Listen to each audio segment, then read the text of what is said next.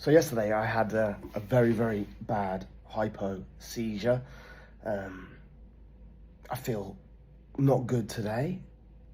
I like to share these experiences because not many people understand the dangers of hypoglycemia. The same goes with DKA. When you've got high blood sugar, diabetic ketoacidosis, sounds like a kebab, but it's not. And it's not very nice to have either. I've only had DKA once when I was first diagnosed, but my troubles with type 1 are my hypos because I suffer with Hypo Unawareness.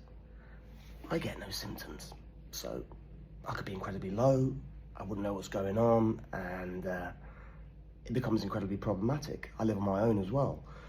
So for people that live on their own, I know how hard it can be, especially if you suffer with Hypo Unawareness. Last night my dad came in, I was on the floor, I got very aggressive as he tried to give me sugar. If it wasn't for him, I'd be dead. I wouldn't be here. I'd be brain dead probably. I'd be in a coma. And it's scary and it makes you think, God. And then you end up feeling guilty because you don't want to put your family through that pain, your friends through that pain. It's a hard thing to take on board because you think, God, I love my life and I still want to be here, but what can I do to prevent these hypos happening? The thing is, this is part and parcel of living with type 1 on a daily basis. You never know what you're going to get. And it's not like Forrest Gump opening his life is like a box of chocolates. You never know what you're going to get. Diabetes, you don't know what you're going to get. And usually it can be an absolute shit show.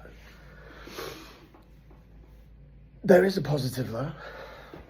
We have to move on with our heads held high. We have to, because we can't stay down in the dumps, because if we do, we're never going to move forward. We're not going to pick ourselves up. You can feel guilty. You're allowed to feel guilty. You're allowed to feel down, but don't let it last longer than a couple of days, because if you do that, you're just going to get yourself stuck in the mud, stuck in a deep rut, and mentally it's not good for you.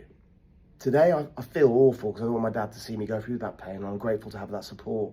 So if you are type 1, you're going through tough times, make sure you have friends, your family, tell them, let them know what's bugging you, speak about it.